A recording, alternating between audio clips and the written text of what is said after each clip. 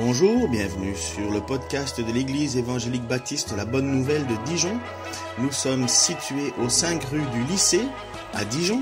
Vous pouvez trouver des informations sur notre Église sur le site internet www.la-bonne-nouvelle.org. Passez une excellente journée ou soirée. Un sujet, mais vraiment particulier, qui m'a donné envie de changer un petit peu dans l'avenir l'ordre de prédication. Vous savez qu'on est dans l'évangile. On avance avec ça et ce qui va se passer entre Jésus maintenant qui arrive dans un village qui s'appelle Génézara, enfin on n'est pas trop sûr, mais en tout cas de l'autre côté de la ville de Capernaum, il va se passer quelque chose qui finalement explique presque l'ensemble des problèmes que nous avons sur la terre, de la difficulté que nous avons à chercher et à trouver notre Dieu. Et c'est un moment mais vraiment particulier où, après que les apôtres aient traversé le lac, vous savez qu'ils ont traversé le lac et qu'il y a eu une énorme tempête et le vent et ainsi de suite, et qu'ils avaient peur, ils ont réveillé Jésus qui lui dormait avec la tête sur un coussin au fond du bateau.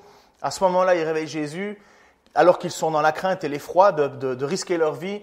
Jésus se lève, il parle sévèrement à la tempête se calme, le lac se calme, et là les apôtres sont dans la crainte, et il termine avec cette phrase qui dit « Qui est donc cet homme pour que même le vent et le lac lui obéissent ?»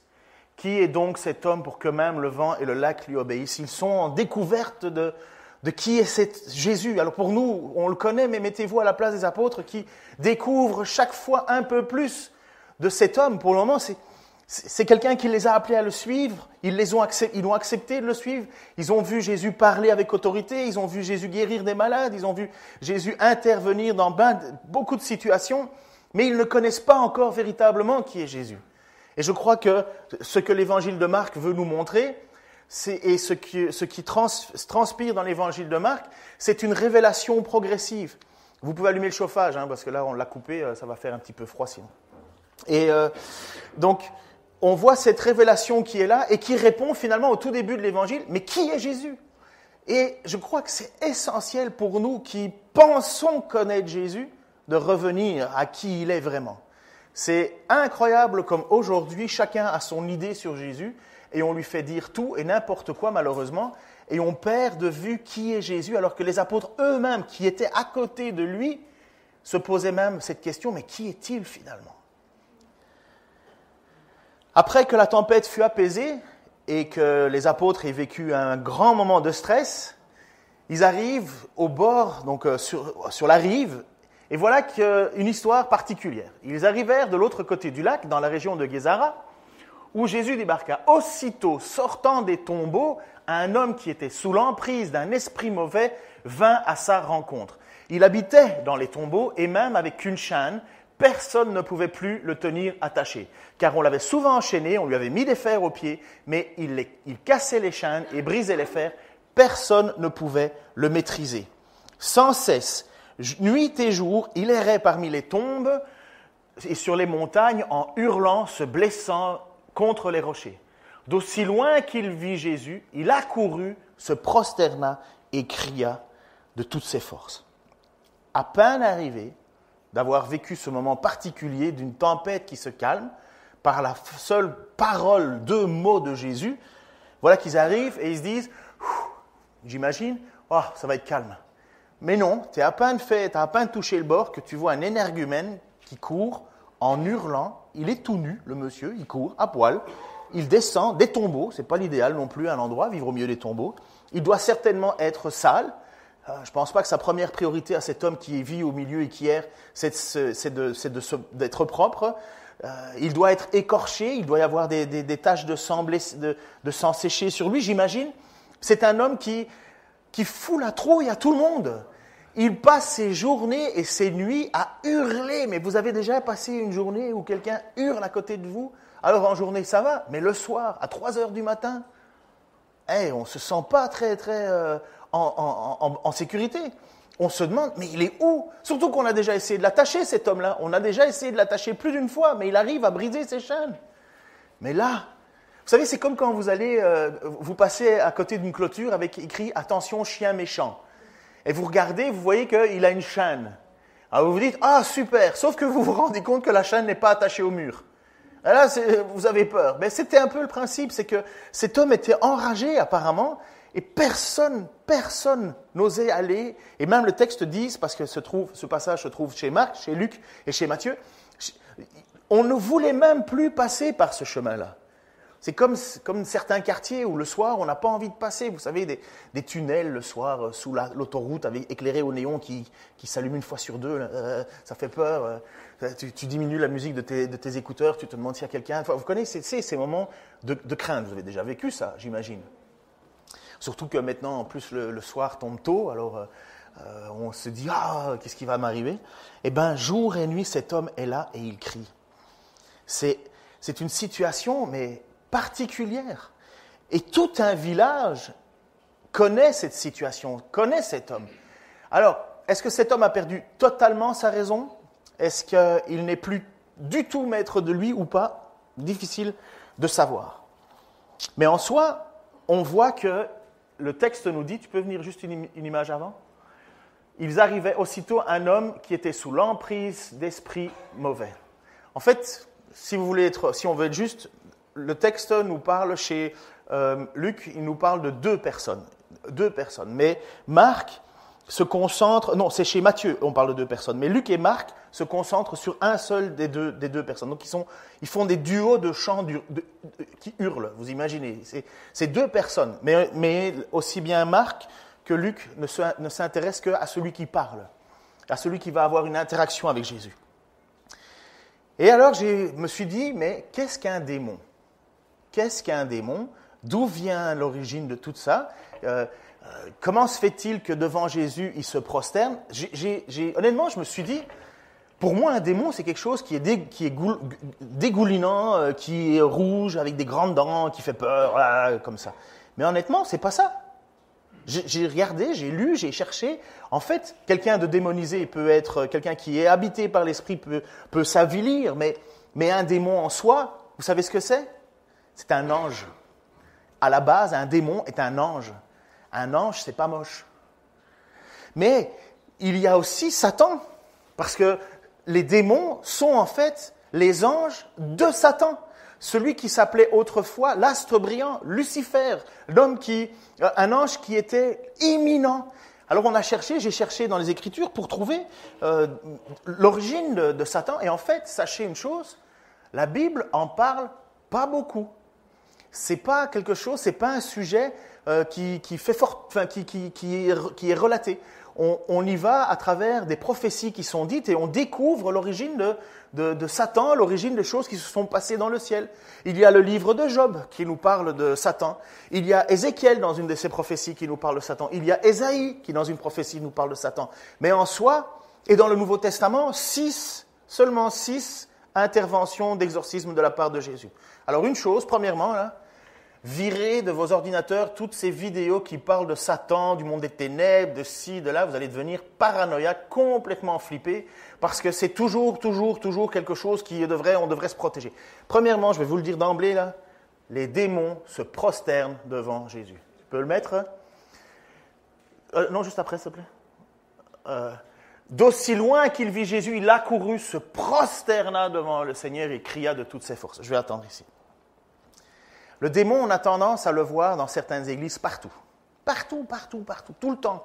Ah, le diable m'a tenté, j'ai fait ci, ah, c'est la cause du diable, ah, le diable. Et on fait alors des exorcismes à tire-larigot dans une église. Vous voyez même pas ça dans les Écritures. Dans les Écritures de Paul, de Jacques, de Pierre, vous n'avez pas tout ça, on n'en parle pas.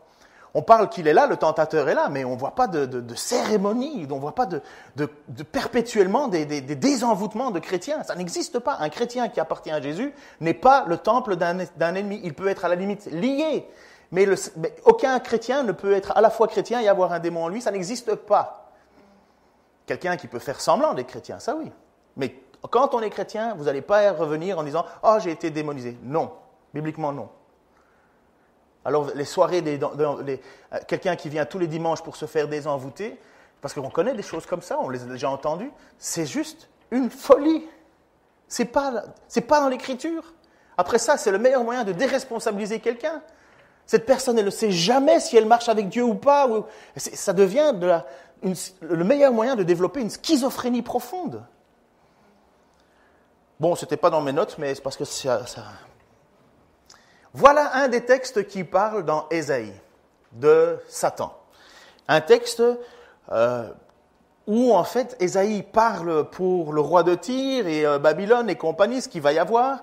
Et à un certain moment, à l'intérieur de cette prophétie qui est à court terme, on a un passage où Ésaïe nous parle d'une réalité plus grande que ce qu'il se passait. Donc, c'est un message avec une vérité éternelle à l'intérieur, mais qui s'adresse à un personnage terrestre. Est-ce que c'est clair ce que je vous dis?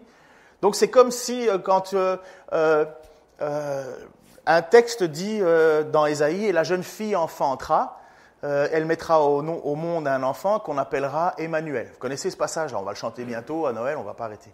Mais c'est écrit 700 ans avant. Quand Ésaïe parle de ça s'intègre dans une histoire, mais en même temps, on voit que, oula, il est en train de nous parler de quelque chose de prophétique. Il est en train de nous citer quelque chose qui va s'accomplir. Et là, dans le texte qu'on a sur Ésaïe, en fait, on est capable de discerner que Ésaïe est en train de parler de quelque chose de plus grand.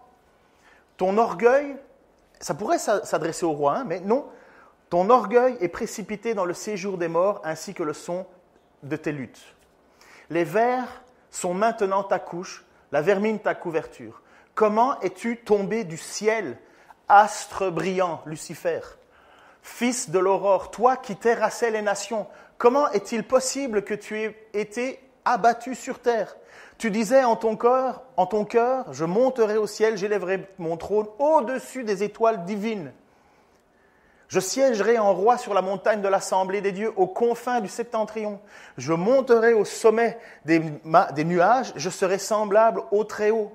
Mais te voilà précipité dans le séjour des morts, dans les profondeurs de l'abîme. Alors là, boum, on trouve ce texte dans Ésaïe et on se dit, mais de qui parle-t-il? Qui pourrait monter au ciel? Ça ne peut pas être un roi humain. Il est en train de nous parler de quelque chose qui est bien au-delà. Et là, on discerne, sans pouvoir l'affirmer à 100%, mais on le discerne qu'il est en train de nous parler d'une réalité céleste. Vous avez un autre passage dans Ézéchiel. Ézéchiel 28, alors c'est des longs passages aujourd'hui, mais c'est important, vous allez voir. Ézéchiel 28, 11 à 19. L'Éternel m'adressa la parole en ces termes. « Fils d'homme, prononce une complainte contre le roi de Tyr. » Voilà, on se dit, tiens, c'est juste adressé au roi de Tyr. Et voilà ce qu'il dit. « Ainsi parle le Seigneur, l'Éternel.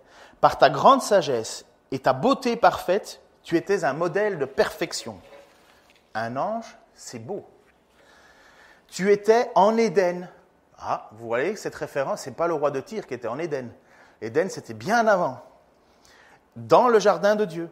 Tu étais recouvert de pierres très précieuses et de toutes les espèces, rubis, topazes et diamants, chrysolite et onyx, jaspe, saphir, escarboucle, j'ai jamais vu ça, émeraude. Tes tambourins, tes fifres étaient d'or ouvragé. Ils furent préparés le jour même où tu fus créé. Or, je t'avais placé avec un chérubin ayant rôle de protecteur. C'est pourquoi je t'ai oint sur ma montagne sainte. C'est là que tu étais. Tu allais et venais au milieu de ces pierres au feu étincelant. Tu as été irréprochable dans toute ta conduite depuis le jour où tu as été créé jusqu'à ce que le mal se soit trouvé chez toi.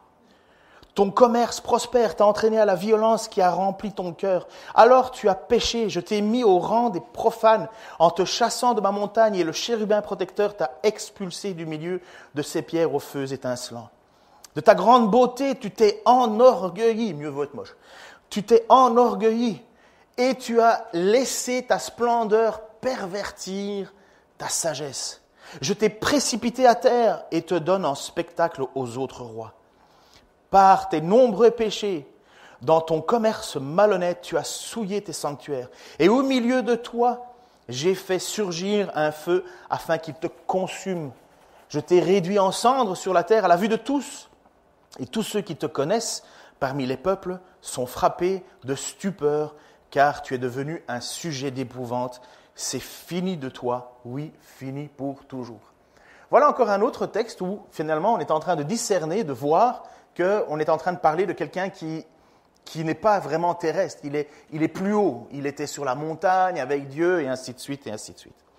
Et puis ces deux textes, il faut les mettre alors, et voilà encore un long texte à lire, mais il faut les mettre en perspective avec le passage dans Apocalypse, chapitre 12, versets 3 à 17. Alors, sachez une chose, la littérature apocalyptique, parce que c'est un style qu'on appelle Apocalypse, le livre, on ne devrait pas l'appeler Apocalypse, on devrait l'appeler plutôt Révélation, parce que c'est les révélations que fait Jésus à l'apôtre Jean lorsqu'il est sur l'île à Patmos. Il a comme une vision, un songe, et là, Jésus est en train d'enseigner à Jean, mais d'une manière on ne peut pas tout saisir. Il y a des moments où, franchement, on a des points d'interrogation en se demandant de quoi il parle. Et quand on veut se lancer dans l'étude d'Apocalypse, ce qui n'est pas impossible, il faut savoir que l'Apocalypse fait beaucoup de références à gauche, à droite dans les Écritures. C'est le dernier livre que nous avons, et il englobe l'entièreté de ce qui s'est passé. Il y a des fois où on ne sait pas trop où il est en train de nous amener, mais vous allez voir, à travers ce passage qu'on va lire, ce que fait Satan, d'où il vient, ce qu'il fait, et quel est son rôle contre les croyants. Là-dessus, un autre signe parut dans le ciel. Et voici, c'était un dragon énorme, couleur de feu. Il avait 7 têtes et 10 cornes. Chacune de ces 7 têtes portait un diadème. Sa queue balaya le tiers des étoiles du ciel et les jeta sur la terre. Cette petite référence, en fait, nous fait penser au fait que des anges ont été enlevés du ciel et jetés sur la terre, qu'ils sont devenus maintenant des démons, des anges, mais qui ont été rejetés du ciel, et maintenant on va les appeler démons. Sa queue balaya le tiers des étoiles du ciel et les jeta sur la terre. Le dragon se posta devant la femme qui allait accoucher pour dévorer son enfant dès qu'elle l'aurait mis au monde. Or, elle enfanta un fils, un garçon qui est destiné à diriger toutes les nations avec un sceptre de fer. Et son enfant fut enlevé auprès de Dieu et de son trône. La femme s'enfuit au désert, où Dieu lui avait préparé un refuge pour qu'elle y soit nourrie pendant 1260 jours. Voilà ceux qui commencent alors à calculer, ils vont faire des prédictions et compagnie. Ils disent, la fin du temps, c'est pour telle date. Jésus a dit, personne ne connaît le jour du retour de Jésus, même pas le Seigneur, seul Dieu. Donc, notre but, ce n'est pas là de faire des calculs pour savoir combien de temps il nous reste ici. Moi, j'espère le plus et le moins possible. Le plus possible pour qu'une majorité se convertisse, le moins possible, parce que franchement, le ciel, c'est 1000 fois mieux. La femme s'enfuit au désert, voilà. Alors, je relis. Alors, une bataille, voilà ce qu'on est en train d'entendre prophétiquement, ça s'est apparemment passé avant la création du monde, mais Jean voit comme des images, quelque part, qui défilent devant lui, et il essaie de les traduire. Mais là, on est dans quelque chose qui s'est passé avant la création du monde. Alors, une bataille s'engaga dans le ciel. Michel et ses anges combattirent contre le dragon, et celui-ci les combattait avec ses anges. Donc une guerre au ciel. Mais le dragon ne remporta pas la victoire et ne put maintenir leur position au ciel. Il fut précipité, le grand dragon, le serpent ancien, qu'on appelle le diable et Satan, celui qui égare le monde entier. Il fut précipité sur la terre et ses anges furent précipités avec lui. Puis j'entendis dans le ciel une voix puissante qui disait « Maintenant, le temps du salut est arrivé. Maintenant, notre Dieu a manifesté sa puissance et instauré son règne. Maintenant, son Messie a pris l'autorité en main, car l'accusateur de nos frères, celui qui, jour et nuit, les a accusés devant Dieu, a été jeté hors du ciel. Mais eux, ils l'ont vaincu grâce au sang de l'agneau et grâce au témoignage qu'ils ont rendu pour lui, car ils n'ont pas aimé leur vie jusqu'à en redouter de mourir. Réjouis-toi donc au ciel, et vous qui habitez au ciel, réjouissez-vous, mais malheur à la terre et malheur à la mer. Le diable est descendu vers vous, rempli de rage, car il sait qu'il lui reste très peu de temps. Donc nous voyons encore une autre révélation ici qui nous est dit. Le diable est l'accusateur, celui qui sans cesse nous accusait devant Dieu. Il a été balayé. Mais vous savez, c'est exactement ce qui s'est passé dans l'histoire de Job. Qu'est-ce que Job a fait? Qu'est-ce que le diable a fait devant Dieu? Il a accusé Job. Job était un serviteur qui plaisait au Seigneur. D'ailleurs, le Seigneur dit à Satan, « As-tu vu mon serviteur Job? Il n'y en a pas d'autre pareil. » Et qu'est-ce que Satan a fait? qu'est-ce qu'il a commencé à accuser Job en disant oui à Dieu, en disant mais oui, bien sûr, Job t'aime bien, Job est parfait avec toi, parce qu'il est béni. Donne-lui de l'argent et compagnie, n'importe qui va vouloir t'aimer. Et là, Dieu lui dit, ah, tu crois que c'est comme ça? Et donc, Satan dit, mais permets que je le mette à l'épreuve et on verra. Et Dieu, dans sa grâce et dans sa souveraineté, dit, oui, ok, vas-y. Mais tu ne touches pas à sa vie. Encore une fois, attention, apprenez bien ceci, le diable est moins fort que Dieu. Le diable et Satan s'effacent devant l'Éternel. Il est soumis à l'Éternel. Il n'est pas vainqueur de l'Éternel. Il a déjà été précipité. Il a déjà perdu le combat. On vient de le voir. Ils ont été jetés sur la terre. Pourquoi les choses se passent comme ça? Je ne sais pas. Pourquoi Dieu, dans sa sagesse et dans sa souveraineté, a décidé que sur la terre, le diable aurait un temps à nous attaquer? Je ne le sais pas. Je ne sais pas pourquoi il le fait, mais je sais que notre Dieu est bon, juste et 3 fois saint. Et donc le texte continue en nous disant, voilà, le diable est descendu sur la terre car il sait qu'il lui reste très peu de temps. Le très peu de temps, c'est le jour du Seigneur, le jour où on aura enfin Christ qui revient pour vaincre, et là, tout le mal sera anéanti. Ce très peu de temps, c'est le temps que nous vivons. Alors, quand le dragon se vit précipité sur la terre, il se lança à la poursuite de la femme qui avait mis au monde le garçon. Mais les 2 ailes d'un grand aigle furent données à la femme pour qu'elle s'envole vers le désert jusqu'à un lieu qui lui est réservé. Là, elle doit être nourrie pendant 1 temps, 2 temps et la moitié d'un temps, loin du serpent. Le serpent vomit de sa gueule derrière la femme de l'eau abondante comme un fleuve pour qu'elle soit emportée dans ses flots. Vous comprenez qu'on est dans une vision apocalyptique des choses, là. Mais la terre vint au secours de la femme. Elle ouvrit sa bouche et absorba le fleuve que le dragon avait vomi de sa gueule. Je ne fais pas d'explication pour le moment de ce passage-là, ça viendra un jour, mais ce n'est pas mon sujet. Alors, furieux contre la femme, le dragon s'en alla faire la guerre au reste de ses enfants, c'est-à-dire à ceux qui obéissent au commandement de Dieu et qui s'attachent au témoignage rendu par Jésus. Là, on voit clairement qu'il y a une guerre entre Satan, ses démons et ceux qui placent leur foi en Jésus-Christ. Il y a une guerre qui est déjà gagnée, mais une guerre dont il y a encore les ravages ici. On est victorieux, c'est ça quand on chante, on est victorieux, amen. Mais on est victorieux d'une guerre céleste. Je ne suis pas victorieux parce que ma maison est plus belle que celle du voisin. Je suis victorieux parce que j'arrête de pécher. Je suis victorieux parce que j'abandonne ce qui m'annihilait. On dit ça, annihilait? Ça se comprend en tout cas. Nous voyons dans ce texte, qui est difficile à comprendre, mais nous voyons l'origine de Satan, la chute de Satan et la réalité pour laquelle les chrétiens sont persécutés. Alors c'est excessivement important que je vous dise toutes ces choses-là avant de discuter de ce passage entre Jésus et ce démon. Et vous allez comprendre. Mais il y a une place qui a été préparée. Je suis toujours étonné, quand vous allez sur Internet et vous cherchez un petit peu, vous tapez le mot enfer, il y a des gens qui disent que le diable a créé l'enfer.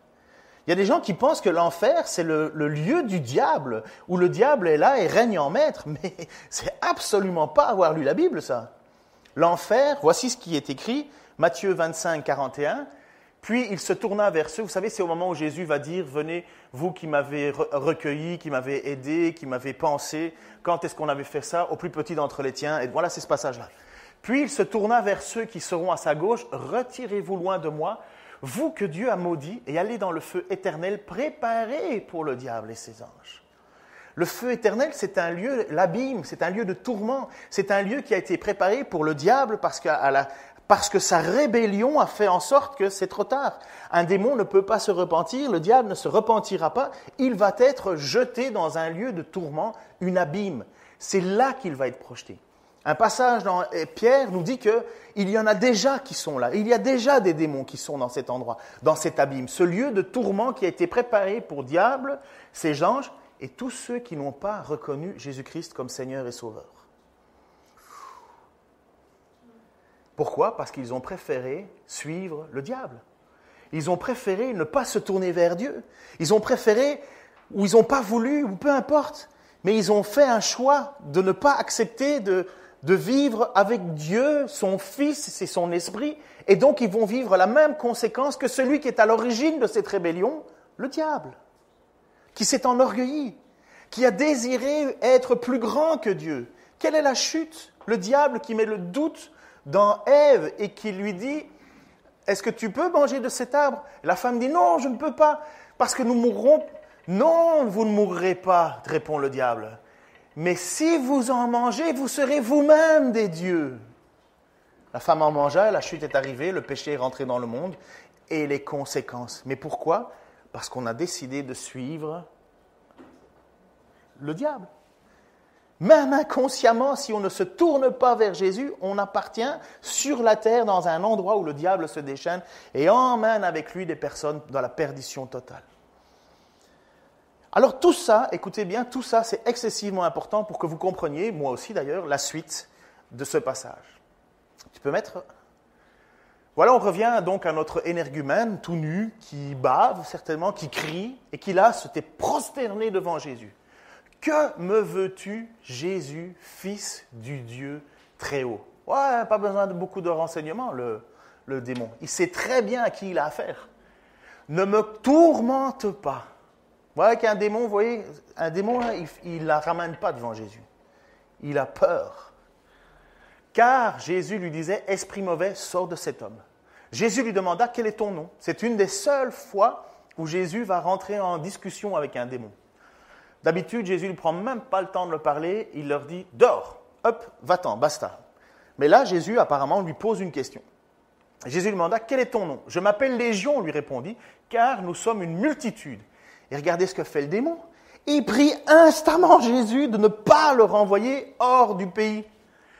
Donc, de ne pas le renvoyer du pays. Pourquoi? Mais parce que les démons ont été jetés sur terre. Pour avoir cette action, ils mènent une guerre. Et ce démon demande à Jésus, mais ne m'envoie pas hors de cet endroit. C'est mon lieu, c'est là où j'agis. Étonnant, cette situation. Mais il vaut mieux que vous compreniez ce que... le texte, dans Matthieu 8, 29 est un petit peu plus clair. Mets l'image, s'il te plaît, voilà. Voilà ce que dit le démon à Jésus. « Que nous veux-tu, Fils de Dieu? Es-tu venu nous tourmenter avant le temps? Es-tu venu nous tourmenter avant le temps? » Quand le démon a vu pour la dernière fois Jésus, vous savez c'était où? N'aie pas peur, tu l'as dit, j'ai entendu. 4 petits mots. Au ciel, exactement. Ce démon... Il sait qui est Jésus.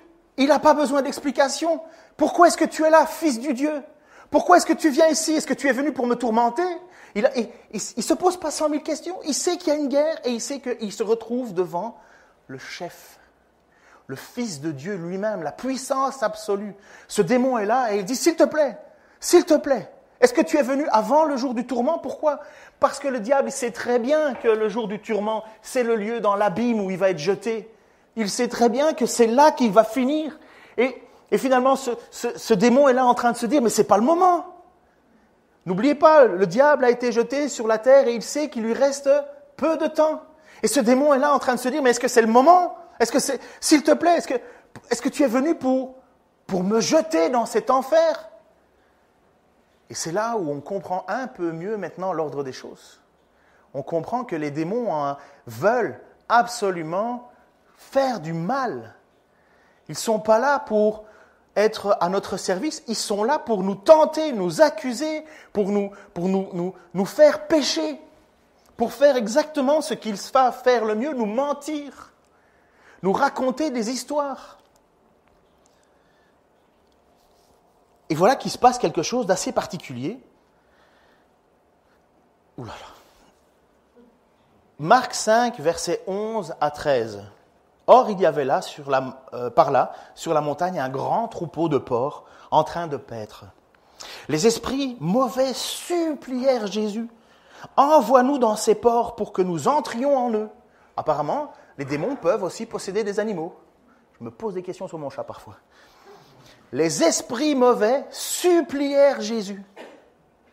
Les esprits mauvais, puisque Jésus lui a demandé, « Mais qui es-tu » Ils lui ont dit, « Nous sommes légion. » Nous sommes multitudes. Le mot légion, à l'époque grecque, à l'époque romaine, une légion, ça pouvait monter jusqu'à 6 000 hommes.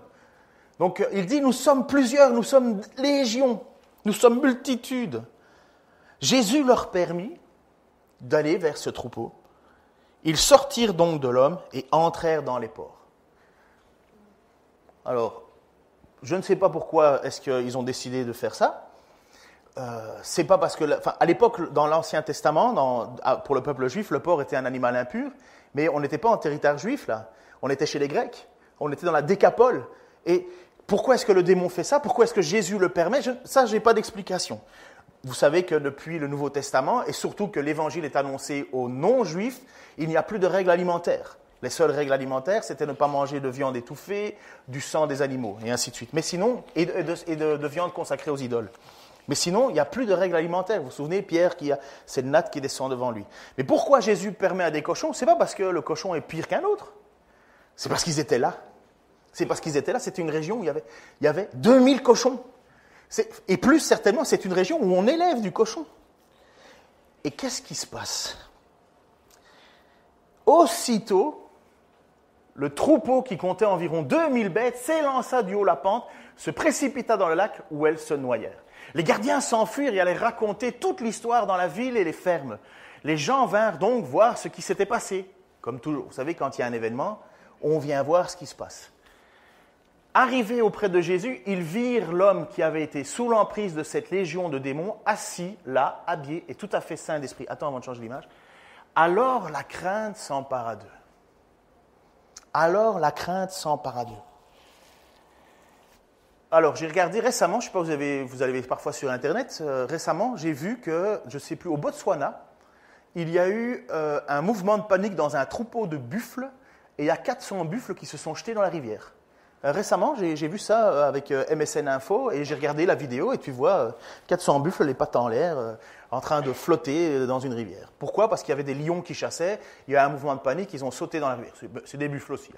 Et donc, c'est impressionnant. Ça attire au point que moi, j'ai jamais été au Botswana de ma vie, j'irai jamais au Botswana de ma vie, mais l'information est montée jusqu'à moi. J'ai pu voir cette chose. Alors vous imaginez, à l'époque, on entend qu'il y a 2000 porcs qui flottent dans l'eau. Ils ne se sont pas mis à nager. Hein. Vous comprenez? C'est pas ça. C'est qu'ils sont morts, ils se sont noyés. Et donc vous avez la ville qui vient voir ce qui s'est passé parce que, mais qu'est-ce qui s'est passé ici? Tu as 2000 cochons en train de flotter. C'est beaucoup, 2000 cochons. Et là, les gens se demandent, mais qu'est-ce qui s'est passé? Et là, en même temps, on voit que l'homme dont personne n'osait s'approcher, il est là, habillé et dans son bon sens. Et voilà la foule qui est là et qui fait le lien parce qu'on leur a dit ce qui s'était passé. Il y a des gens qui ont vu cela. Et quelle est leur réaction devant Jésus? Ils ont peur. Ils ont une crainte. Ils ont une crainte. Qu'est-ce qui s'est passé dans la barque? Les apôtres avaient peur de se noyer, avaient peur de mourir. Et Jésus donne 2 mots, tout est devenu calme. Et qu'est-ce qui se passe? Une crainte. Mais qui est celui-là? Et puis maintenant, on est dans cette ville avec cet homme qui faisait peur à tout le monde et qui empêchait de vivre heureux et bien, puisqu'il criait la nuit et compagnie. Vous imaginez? Dans les montagnes, quand tu cries, ça résonne, vous le savez. Et donc, les gens, déjà, ils avaient peur le soir à cause de ces deux-là, de ces 2 énergumènes. Et maintenant, ils ont peur de Jésus. Ils ont crainte en disant, mais c'est qui cet homme qui a le pouvoir de faire ça? Qui est cet homme qui a le pouvoir? Et je crois définitivement que c'est l'objectif de l'évangéliste Marc, et à travers ça, c'est l'apôtre Pierre, hein, c'est le récit de l'apôtre Pierre, c'est décidément le récit de nous faire comprendre qui est Jésus. Même les démons se prosternent. Et qu'est-ce qu'on a devant un homme pareil? On avait peur du possédé, et aujourd'hui, on a crainte de celui qui a le pouvoir. Qui est donc celui-là? Et le diable, le démon le sait. Tu es le Fils du Dieu très haut. Mais qu'est-ce que ça veut dire pour toi, pour moi? Qui a cette crainte devant la puissance de Jésus? On a apprivoisé notre Jésus-Christ, on en a fait un être qui s'habille de rose et qui met des fleurs dans ses cheveux. On le limite à un homme super gentil qui brosse les cheveux de ses apôtres et qui dit que des paroles gentilles. Oh, je vais te bénir, tu vas être super riche, tu vas voir. Alors que la réalité de Seigneur Jésus, c'est qu'ils sont tous là devant une crainte de découvrir autant de puissance et de force. Maintenant qu'on sait quelle est cette puissance et cette force, maintenant on peut, avec justesse, découvrir ce que Jésus a fait pour toi et pour moi. Si on ne place pas la crainte de Dieu en premier, si on ne place pas la crainte de notre Seigneur Jésus-Christ en premier, nous en faisons un jouet spirituel. Nous faisons de Jésus une idole, quelqu'un qui doit répondre à mon problème, à mes affaires. Jésus est venu pour anéantir le diable et son projet, et nous on est là à essayer de remettre Jésus sur un socle idolâtre. Donne-moi Seigneur, donne-moi Seigneur, donne-moi Seigneur.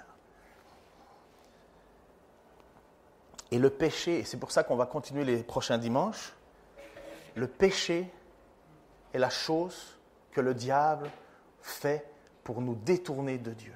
Il nous pousse sans arrêt à pécher. Et voilà ce que Jean va terminer, je termine moi aussi avec ici. Mes enfants, que personne ne vous trompe sur ce point.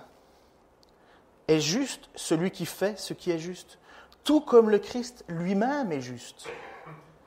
Celui qui s'adonne au péché appartient au diable, car le diable pêche dès le commencement. Or, le Fils de Dieu est précisément apparu pour détruire les œuvres du diable. Jésus est précisément venu pour détruire les œuvres du diable. Et ce péché nous tenait captifs face à la loi de Dieu. Impossible de s'en sortir. Nous sommes pécheurs de nature, et en plus le diable nous pousse à pécher. Et lorsque nous péchons, nous nous identifions au diable. Et voilà que Jésus est venu pour nous sortir du péché. Mes amis, il y a péché, et ceux qui viennent à l'étude biblique le savent, immanent et rémanent. Le péché rémanent, c'est un péché avec lequel tu luttes et tu dis « Seigneur, aide-moi, aide-moi ». Le Seigneur est juste et fidèle. Si nous péchons et que nous confessons notre péché, il est juste et fidèle pour nous pardonner. Tu connais le passage, hein, Christophe ? 9. Exactement. Si nous confessons nos péchés. Mais le péché immanent, c'est quelqu'un qui s'amène devant le Seigneur et qui dit « Ah, je veux le Seigneur dans ma vie » et continue à vivre le péché. Là, l'Écriture, elle dit non, non, non. Et c'est pourquoi j'avais vraiment envie d'entendre le témoignage de Paul. Et je ne vous mets pas sur un piédestal, mais vous savez qu'est-ce qui aurait été une folie ? On veut se marier, mais on continue à vivre ensemble, à coucher ensemble, pas de problème. Mais non, Christ est venu pour effacer tout ça. Il faut arrêter. Ah non, moi je continue à voler, je continue à tricher, je continue à frauder, je continue. Jésus va me pardonner. Oh. Tu ne continues pas là. T'arrêtes. Parce qu'en péchant, tu t'identifies au diable. Stop là. Jésus, il n'est pas venu pour que tu continues. Il est venu pour détruire les œuvres du diable. Et c'est là qu'alors on devient des chrétiens authentiques. Pas une question de légalisme. Il n'y en a pas un seul ici qui peut dire « j'ai jamais péché ». Tous nous plions le genou devant la seigneurie, la sainteté de notre Seigneur qui nous dit « si tu confesses tes fautes, je suis juste et fidèle pour te pardonner ». Dans 2 Chroniques, chapitre 30, il y a le roi Ézéchias qui fait... Oh là là, je suis désolé, je prends tellement de votre temps. Il y a le roi Ézéchias qui fait une grande réforme religieuse. Et à un certain moment, il n'y a pas assez de prêtres. Il n'y a pas assez de prêtres pour activer, pour faire en sorte qu'on fasse les sacrifices, parce que le peuple veut revenir à Dieu. Ça fait des années qu'ils font n'importe quoi. Et à un certain moment, il y a le roi, ils sont là et on prend des Lévites avec. Et ils n'ont pas eu le temps de se purifier. Et qu'est-ce que dit Ézéchias ? Ézéchias, il dit, Seigneur, je te demande pardon. Fais grâce à ces hommes qui veulent faire le bien dans leur cœur, mais qui ne sont pas en état de pureté. Pardonne-leur, Seigneur. Pardonne-leur, Seigneur. Et voilà que le texte dit, et Dieu exauça la prière d'Ézéchias. Mes amis, nous ne serons jamais en état de pureté. Mais toujours, si nous confessons nos fautes, toujours le Seigneur nous pardonnera.